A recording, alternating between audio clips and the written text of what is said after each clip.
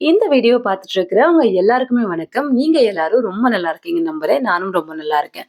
முருகப்பெருமான் பக்தருக்கு ஒரு ஸ்பெஷல் வணக்கம். வெற்றிவேல் முருகருக்கு அரோகரா. இன்னைக்கு என்ன அப்படின்னு பாத்தீங்கன்னா, வைகாசி விசாகத்தை பத்தி தான் இந்த பதிவுல முழுசா கோடையில அடிச்ச வெயில் எல்லாமே தணிந்து வசந்த காலம் எப்படி வரப்போகுதோ அதே மாதிரி இந்த வசந்த கால உற்சவம் வைகாசி விசாகத்துல நடக்க போகுது. முருகப்பெருமானுக்கு இந்த விசாக நட்சத்திரமும் பாத்தீங்கன்னா கிருத்திகை சஷ்டி எப்படி நாம கொண்டாடுறோமோ அதே மாதிரிதான் இந்த விசாக நட்சத்திரத்திலும் முருகப்பெருமான வழிபாடு செஞ்சோம் அப்படின்னா நம்மளோட பாவங்கள் நீங்கி நம்மளோட சாபங்கள் குறையும் அப்படின்னு கூட சொல்லுவாங்க. நிறைய பேர் வந்து பாத்தீங்கன்னா கணவன் மனைவி ஒற்றுமை இல்லாதவங்க, குழந்தை வர வேணும் அப்படின்னு நினைச்சவங்க, கல்யாணம் நடக்கல அப்படின்னு நினைச்சவங்க மற்றும் வெவ்வேறு பிரச்சனைகள் நமக்கு எப்படி இருக்குதோ அவங்க எல்லாமே பாத்தீங்கன்னா முருகப்பெருமான நாம எப்படி வழிபட்டோமோ கிருத்திகை சஷ்டியில எல்லாம் விரதம் இருந்து வழிபட்டோமோ அதே மாதிரிதான் இந்த வைகாசி விசாகத்திலும் வழிபட்டு வந்தோம் அப்படின்னா கண்டிப்பா அடுத்த வைகாசி விசாகத்துக்குள்ள நம்ம பிரச்சனைகள் நீங்கும் அப்படின்றது ஒரு நம்பிக்கை. கோடை கழிந்து வசந்த காலம் வர மாதிரி முருகப்பெருமான் நம்ம வாழ்க்கையிலும் கூட வசந்த காலத்தை தருவாங்க. நம்ம நிறைய தடவை சொல்லிருப்போம் இல்லையா, நம்ம வாழ்க்கையிலும் இந்த மாதிரி வசந்த காலம் வராதா அப்படின்னு. அந்த வசந்த காலத்தை தான் இந்த வைகாசி விசாகத்துல நம்ம முருகப்பெருமான் நமக்காக அருள் செய்கிறார். அதனால இந்த விரதனால கண்டிப்பா எந்த முருக பக்தருமே நீங்க மிஸ் பண்ணக்கூடாது. இந்த விரதத்தை உள்ளமோடு முருகனை உருகி உருகி நாம பிரார்த்தனை செஞ்சோம் அப்படின்னா கண்டிப்பா நம்மளோட சாபங்கள் நீங்கி நம்மளோட பாவங்களும் குறைந்து முருகப்பெருமான் நமக்கு வசந்த காலத்தை கண்டிப்பா அருள்வாங்க அப்படின்றது ஒரு நம்பிக்கை. இந்த விசாகத்துக்கு என்னென்ன சிறப்பு அப்படின்னு பார்க்கலாம் வாங்க. முருகப்பெருமான் வந்து அவதாரம் எடுத்த நாள் இந்த விசாகம். அதனால இந்த விசாக நட்சத்திரத்துல முருகப்பெருமான வழிபடுறது ரொம்பவே சிறப்பான நாள் அப்படின்னு சொல்லுவாங்க. சில இடங்கள்ல கோயில்ல நீங்க பாத்தீங்க அப்படின்னா இந்த வசந்த உற்சவத்தை வந்து பாத்தீங்கன்னா வைகாசி விசாகத்தை விடையும் வசந்த கால உற்சவம், வசந்த மண்டப உற்சவம் இந்த மாதிரி கூட சொல்லுவாங்க. கோடையோட வெப்பமெல்லாம் தணிந்து குளிர்ந்த ஒரு காலம் துவங்குதே இந்த வசந்த காலம் அப்படின்னு சொல்லுவாங்க. வசந்த காலம் முருகனை வணங்கினோம் அப்படின்னா நம்ம வாழ்க்கையிலும் இந்த வசந்த காலம் கண்டிப்பா முருகர் வந்து அருளுவாரு அப்படின்றதுக்காக இந்த வைகாசி விசாகமும் நடைபெறுது அப்படின்னு சொல்லலாம். நிறைய கோயில்ல பாத்தீங்களா, அதிலும் பெரிய கோயில்ல பாத்தீங்கன்னா இந்த வைகாசி விசாகம் வழிபடுற நேரம் நாள் வந்து கொஞ்சம் டிஃபரன்ஸ் வரும் அப்படின்னு சொல்லலாம். ஆனா உங்க நியர்பை இருக்கிற கோவில்ல வந்து நீங்க பஞ்சாங்கம் பாத்தீங்க அப்படின்னா எந்த நாள்ல அங்க கொண்டாடப்படுது அப்படின்னு கேட்டு வச்சுக்கிட்டு அதுக்கு தகுந்த மாதிரி நீங்க வழிபாட தாராளமா செய்யலாம். கல்யாண தடை இருக்கிறவங்க, குழந்தை இல்லாம இருக்கிறவங்க, நிறைய பிரச்சனையில இருக்கிறவங்க இந்த ஒரு வைகாசி விசாகத்தை விரதமா எடுத்து நாம வழிபாடு செஞ்சோம் அப்படின்னா அதனோட பலன்கள் வந்து ரொம்ப சிறப்பா இருக்கும். இல்ல எனக்கு எந்த பிரச்சனையுமே இல்லை, நான் ரொம்ப நல்லா இருக்கேன், ஆனா முருகரோட பக்தர் அப்படின்னு சொல்றவங்க இதை வந்து ஒரு வழிபாடு, ரொம்ப விசேஷமான வழிபாடாக நாம வந்து இந்த வழிபாடை செய்யலாம். விரதமா இருக்கணும்னு எந்த அவசியமும் இல்லை. ஆனா பிரச்சனை இருக்கு அப்படின்றவங்க கண்டிப்பா விரதமா இருந்து பாருங்க. அடுத்த வைகாசி விசாகத்துல கண்டிப்பா அவங்களோட பிரச்சனைகள் தீர்ந்து முருகர் உங்களுக்கு அந்த வசந்த காலத்தை நீங்க என்ன கேக்குறீங்களோ அதையும் உங்களுக்கு அருளி உங்களோட வாழ்க்கையை வந்து ரொம்ப உச்சத்துல வந்து கொண்டு போறாரு. இந்த மாதிரியான ஒரு ஸ்பெஷல் நாளை வந்து நம்ம வீட்டுல எப்படி கொண்டாடலாம் அப்படின்னு பாத்தீங்கன்னா அன்னைக்கு ரொம்ப சீக்கிரமாவே நீங்க எழுந்து முடிஞ்சா பிரம்ம முகூர்த்தத்துல எழுந்து முருகருக்காக நீங்க விரதம் இருக்கிறத ஸ்டார்ட் பண்ணலாம். ஆனா விசாக நட்சத்திரம் வந்து காலையில 8:18 தான் துவங்குது. அதுக்கப்புறம் தான் நம்ம வழிபாடு செய்யலாம் அப்படின்றது ஓகே தான், அது உங்களோட விருப்பத்துக்கு பொருந்தமானது. அன்னைக்கு முழுசா பாத்தீங்கன்னா முருகனோட முக்கிய மந்திரமான ஓம் சரவண பவ இல்லைன்னா ஓம் முருகா அப்படின்ற ஒரு நாமத்தை நீங்க சொல்லிக்கிட்டே இருக்கலாம். அது ரொம்பவே சிறப்பான ஒரு விஷயம். காலையிலே நீங்க பூஜை செய்யணும் அப்படின்னு நினைச்சீங்கன்னா காலையில வந்து நல்ல நேரம் 9 மணிலிருந்து மதியானம் 12 மணி வரைக்கும் ரொம்ப நல்ல நேரம் இருக்கு. அப்பவே நீங்க படையலெல்லாம் செஞ்சு வச்சுட்டு பூஜையை செய்யலாம். இல்ல அப்படின்னா நம்ம வேலைக்கு போறவங்க அப்படின்னு இருந்தா சாயங்காலம் வந்து பாத்தீங்கன்னா பௌர்ணமியும் வந்து 7 மணிக்கு அப்புறம் 7:14 அப்புறம் துவங்குது. அப்போ நீங்க சேர்த்து இந்த பூஜை பண்ணீங்க அப்படின்னா அதனோட பலன் ரெட்டிப்பாக கிடைக்கும். பௌர்ணமியும் இருக்கும், விசாக நட்சத்திரமும் இருக்கும். அதனால பாத்தீங்கன்னா ஈவினிங்ல நீங்க 7:20 இருந்து 9 மணி வரைக்கும் இந்த ஒரு படையல் பூஜை நீங்க தாராளமா செய்யலாம். முருகப்பெருமானோட படம், விக்கிரகம் இதை எல்லாமே நாம சுத்தம் படுத்திட்டு நல்ல பூக்களால அலங்காரம் செய்யலாம். உங்ககிட்ட எந்த மலர்கள் இருக்கோ அந்த மலரெல்லாம் வச்சு முருகப்பெருமான ரொம்ப அலங்காரம் பண்ணலாம். நம்ம கிட்ட விக்கிரகம் இருக்கு அப்படின்னு சொல்றவங்க தாராளமா குளிர குளிர முருகப்பெருமானுக்கு பாலாபிஷேகம் செய்யலாம். இந்த பாலாபிஷேகம் செய்யறது ரொம்ப ரொம்ப சிறப்பு. நம்ம வீட்டுல முருகர் சிலை இருக்கு அப்படின்னா மன நிறைவா உங்களுக்கு எவ்வளவு முடியுதோ அவ்வளவு பாலாபிஷேகம் செய்யுங்க.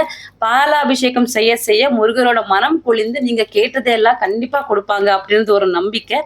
வீட்ல நம்ம கிட்ட விக்கிரகம் இல்ல அப்படின்றவங்க கோவிலுக்கு பால் குடம் வேண்டுதல் இருக்கும். அந்த மாதிரி இருக்கிறவங்க பால் குடம் வேண்டுதல நிறைவு செய்யுங்க. ரொம்ப ரொம்ப விசேஷமா இருக்கும். இல்ல அப்படின்னாலும் 1 லிட்டர் பாலோ, 1/2 லிட்டர் பாலோ நம்மளால என்ன முடியுதோ அத வந்து கிட்ட இருக்கிற முருகல் கோயிலுக்கு நீங்க கொண்டு போய் குடுத்தீங்க அப்படின்னா, கண்டிப்பா அந்த பால் அபிஷேகம் அதோட பலன் வந்து உங்களுக்கு கிடைக்கும். அக்னி நட்சத்திரம் எல்லாம் முடிந்து அந்த வெப்பநிலை இருக்குல்ல அது எல்லாமே முடிந்து வசந்த காலம் வரும்போது இந்த மாதிரி பாலாபிஷேகம் நாம செய்யறதுனால முருகப்பெருமான் வந்து ரொம்ப குளிர்ந்த மனசோட இருப்பாங்க அப்படின்னு சொல்லப்படுது. அந்த நாள் வந்து அவங்களே அவதரித்த நாளாக இருக்கிறதுனால சஷ்டியில நாம விரதம் இருப்போம் இல்லையோ அதே மாதிரிதான் இந்த விசாக நட்சத்திரத்தில் நம்ம விரதம் இருந்தோம் அப்படின்னா அதனோட பலன்கள் வந்து அடுத்த வைகாசி விசாகத்துக்குள்ள நம் கண் முன்னால நம்ம பார்க்கலாம். கை மேல பலன் தரும் ஒரு வழிபாடாக இந்த வழிபாடு கண்டிப்பா இருக்க போகுது. என்னென்ன நைவேத்தியம் வைக்கலாம் அப்படின்னு பாத்தீங்க அப்படின்னா உங்களால முடிஞ்சது ரொம்ப எளிமையா அப்படின்னா ஒரு நம்ம கிட்ட எதுவுமே இல்லை அப்படின்னு சொல்றவங்க கண்டிப்பா வாழைப்பழம் வெத்தலை பாக்கு இதை வச்ச வழிபாடு செய்யலாம். இருக்கு நம்மளால முடியும் முருகருக்காக என்னால என்ன வேணாலும் செய்ய முடியும் அப்படின்னு இருக்கிறவங்க கண்டிப்பா தேனும் தினை மாவு இதை மூலமா வச்சு பாருங்க, மாற்றங்களை நீங்களே கண்டிப்பா பாப்பீங்க. இல்ல அப்படின்னாலும் சக்கரை பொங்கல், அது இல்லைன்னா பால் பொங்கல், எதுவும் இல்லையா பாலை வந்து நல்லா சுண்ட சுண்ட காய்ச்சி அதையே நீங்க நாட்டு சக்கரை போட்டு முருகருக்கு நைவேத்தியமா வச்சுக்கலாம். ஒன்னும் தப்பு இல்லை. எளிமையா நாம என்ன கொடுத்தாலும் அது ரொம்ப சந்தோஷமா ஏற்றுக்கிட்டு நம்மளோட குறையெல்லாம் தீர்த்து வைக்கிறதுக்காக தான் இந்த வசந்த காலத்துல இந்த வசந்த மகோத்சவமே நடக்கப்படுது அப்படின்னு வச்சுக்கோங்களேன். அதனால நம்மளால முடிஞ்சதை நம்ம நைவேத்தியமா வைக்கலாம். அது போக கோயிலுக்கு போக முடியும் அப்படின்னா வீட்டு கிட்டத்திலே முருகரோட கோயில் இருக்கு நம்மளால போக முடியும் அப்படின்னா கண்டிப்பா அந்த கோயில்ல நடக்கிற பாலாபிஷேகத்துல கலந்துக்கோங்க. பாலாபிஷேகத்தை பாக்குறதே ஒரு சிறப்பு தான். நம்மளால முடிஞ்ச தானத்தையும் கொடுத்துட்டு நாமளும் பாலாபிஷேகத்துல கலந்துக்கலாம். ரொம்ப ரொம்ப சிறப்பான பலன்களை கண்டிப்பா நாம பெறுவோம். வீட்டுல முடிஞ்ச பாலாபிஷேகத்தை ரொம்ப நிறைவா செய்யுங்க. இல்ல அப்படின்னா கண்டிப்பா கோயிலுக்கு போங்க. நம்மளால கோயிலுக்கு போக முடியல, வீட்டு கிட்டத்துல எந்த முருகப்பெருமானோட கோயில் இல்ல அப்படின்னு நினைக்கிறவங்க சாயங்காலத்திலும் வீட்டுல ஒரு நெய்தீபம் ஏத்திட்டு முருகப்பெருமான வழிபடுறது ரொம்ப ரொம்ப நல்லதுதான். நிறைய பேர் வந்து பாத்தீங்கன்னா வேலைக்கு போவாங்க. வேலைக்கு போறவங்க நம்மளால காலையில வந்து பூஜை செய்ய முடியல அப்படின்னவங்க ஈவினிங் வந்து 7 மணி 20 நிமிஷத்துல இருந்து 9 மணிக்குள்ள உங்களோட பூஜையை நீங்க தாராளமா செய்யலாம். விசாக நட்சத்திரமும் இருக்கு, பௌர்ணமியும் இருக்கு. இன்னைக்கு பாத்தீங்கன்னா முருகரோட சேர்த்து நாம சிவ சக்தியும் அப்படின்னா பரமேஸ்வரனையும் பார்வதி அம்மாவும் வணங்குறது ரொம்ப ரொம்ப விசேஷமான இரட்டிப்பு பலன்களை கண்டிப்பா நமக்கு தரும். நிறைய பேர் வந்து பாத்தீங்கன்னா கணவன் மனைவிக்குள்ள ஒற்றுமை இல்ல, நாங்க ஒரே வீட்டுல இருக்கோம் ஆனா எப்ப பார்த்தாலும் சண்டையா இருக்கு, இல்ல நம்ம பிரிஞ்சுட்டோம் அப்படின்னு நினைக்கிறவங்க இந்த வைகாசி விசாகத்துல 2 பேருமே சேர்ந்து இந்த விரதத்தை செஞ்சு பாருங்க. கண்டிப்பா ஒரு நெக்ஸ்ட் இயருக்குள்ள அந்த பிரச்சனை எல்லாம் தீர்ந்து நீங்க மகிழ்ச்சியான வாழ்க்கைய வாழ்றதுல எந்த சந்தோஷமும் இல்ல, ரொம்ப நல்லா இருப்பீங்க. ஏன்னா இந்த வைகாசி விசாகத்துல ஒரு சிறப்பு என்ன அப்படின்னு பாத்தீங்கன்னா சித்திரை மாசத்துல இருந்து வைகாசி மாசத்து வரைக்கும் ஒரு வெப்பநிலை வந்து ரொம்ப அதிகமா இருக்கும். நம்ம வாழ்க்கையும் அதே மாதிரி நிறைய பிரச்சனைகளோட வாடி வெந்து நாமளும் அதே மாதிரிதான் இருப்போம். நம்ம வாழ்க்கையும் ஒரு வசந்த காலம் கண்டிப்பா வரணும் அப்படின்னு நிறைய பேர் வந்து எதிர்பார்த்துட்டே இருப்போம். என்னென்ன பண்ணலாம், இந்த வாழ்க்கை நல்லா ஆகிறதுக்காக நம்ம என்னென்னவோ பிரச்சனைகள்ல சந்தித்து போராடி எப்படியோ ஒரு கஷ்டத்துல வந்திருப்போம். இந்த மாதிரி டைம்ல வந்து நாம இந்த முருகப்பெருமானோட வழிபாடு செய்யறதுனால ஏதோ ஒரு சின்ன ஒரு நம்பிக்கை எப்படியும் நம்ம மேல வந்துருவோம் அப்படின்ற ஒரு வழிகாட்டி வந்து கண்டிப்பா நமக்கு முருகப்பெருமான் கொடுப்பாரு. அதுக்காக தான் இந்த பூஜையை வந்து ரொம்ப மனநிறைவா ரொம்ப சந்தோஷமா நம்பிக்கையோட நீங்க செய்யுங்க. எப்பயுமே சொல்ற மாதிரி ஆடம்பரம் தேவையில்லை, ஆனா உள்ளமோடு முருகரை வந்து உருகி நம்ம பிரார்த்தனை செய்யறது தான் ரொம்ப ரொம்ப முக்கியம்.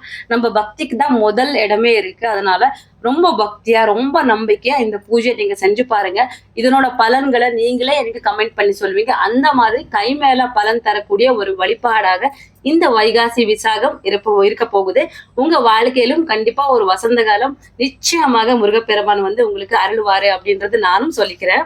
இந்த வைகாசி விசாகத்துல முருகப்பெருமானுக்குரிய திருப்புகளாக இருக்கட்டும், கந்த சஷ்டி கவசம், கந்த குரு கவசம், இதை எல்லாமே பாராயணம் பண்றது ரொம்ப ரொம்ப நல்லது. உங்ககிட்ட என்ன இருக்கோ, உங்களுக்கு என்ன தெரியுதோ அதை நீங்க தாராளமா பாராயணம் செய்யலாம். எதுவும் இல்லை அப்படின்னா முருகரோட 6 எழுத்து மந்திரமான ஓம் சரவணபவா, ஓம் முருகா, இதையே நீங்க உங்களால முடிஞ்ச அளவுக்கு பாராயணம் செய்யுங்க. காலையிலயும் மாலையிலயும் இதை 108 தடவை போற்றியா சொல்றது ரொம்ப ரொம்ப விசேஷமா இருக்கும். உங்களால முடிஞ்சதை கண்டிப்பா நீங்க முருகரோட நாமத்தை சொல்லுங்க. நாம முருகா அப்படின்ற உள்ள முருகி கூப்பிடும் போது கண்டிப்பா முருகர் நமக்காக வந்து நிற்பாரு. நம்ம என்ன செய்யறோம், எந்த நைவேத்தியம் வைக்கிறோம், எந்த மாதிரியான பூக்களை வைக்கிறோம், இதுக்கெல்லாம் முருகப்பெருமான் வருவாங்களா இல்லையான்னு எனக்கு தெரியல. ஆனா கண்டிப்பா உங்களோட பக்தி உண்மையா இருந்தது அப்படின்னா அவங்க இருக்கிற இடத்துக்கே முருகப்பெருமான் வருவாரு. இது என்னோட அனுபவம் கூட. ஆனா அந்த அனுபவத்தை வந்து பதிவுல என்னால சொல்ல முடியல அப்படின்னாலும் முருகப்பெருமான் இருக்காரு அப்படின்னத வந்து நான் ரொம்ப உறுதியா நம்புறேன். உறுதியா நான் சொல்றேன். ஏன்னா எனக்கு அந்த அளவுக்கு ஒரு மாற்றம் எடுத்தாந்து கொடுத்தது என்னோட முருகப்பெருமான் தான். அந்த விஷயத்துல நான் எந்த மாற்று கருத்துமே இல்ல. ஏன்னா எனக்கு நடந்தது உங்க எல்லாருக்குமே நடக்கட்டும் அப்படின்னு தான் நான் சொல்றேன். எனக்கு நல்லது நடந்திருக்கு, உங்களுக்கும் நல்லது நடக்கும். முருகப்பெருமான உள்ளமோடு நம்புங்க முதல்ல. நாம என்ன நினைக்கிறோமோ அதுதான் எல்லாமே நடக்கும். நல்லதே நினைங்க, கண்டிப்பா நல்லது நடக்கும். இன்னும் வரக்கூடிய பதிவுகளை எனக்கு என்ன முருகப்பெருமான் கொடுத்திருக்காரு, என் வாழ்க்கையில நல்லதா நடக்கிறதுக்கு எந்த வழியை சொல்லியிருக்காரு, நான் இப்போ என்னென்ன எங்க வீட்டுல மாற்றங்கள் இருக்கு அப்படின்றத கண்டிப்பா சொல்றேன். நம்ம வீட்லயும் எல்லாரும் வீட்லயும் இருக்கிற மாதிரி கணவன் மனைவிக்குள்ள சண்டை பிரச்சனை, எந்த தொழில் எடுத்தாலும் லாஸ் இந்த மாதிரிதான் இருந்தது. பட் இப்ப பாத்தீங்கன்னா எல்லாமே வேற மாதிரியா இருக்கு. இது என்னோட வாழ்க்கையா அப்படின்னு நான் நினைக்கிற அளவுக்கு இது என்னோட வாழ்க்கை வந்து மாறி இருக்கு. முருகப்பெருமான் மேல நம்பிக்கை வைங்க, அவ்வளவுதான். அவங்க பத்தி பேச பேச கண்டிப்பா எனக்கு டைம் போறதே தெரியாது. அண்ட் ரொம்ப நாளா நான் வீடியோ எல்லாம் போடல. என் அம்மா வீட்டுல இருந்தேன். தமிழும் வந்து ஸ்ட்ரக் ஆயிடுச்சு. எதனால அப்படின்னு பாத்தீங்கன்னா நான் பேசுறதை விட்டுட்டேன். வீடியோ பண்ணும்போதுதான் நான் தமிழ் வந்து பேசுறேன். மத்தபடி நான் தமிழ் யார்கிட்டயும் இங்க பேச முடியாது. ஏன்னா இங்க எனக்கு தெரிஞ்ச யாருக்குமே தமிழ் வராது. எங்க வீட்லயும் பேச மாட்டாங்க. இதுதான் பிரச்சனை.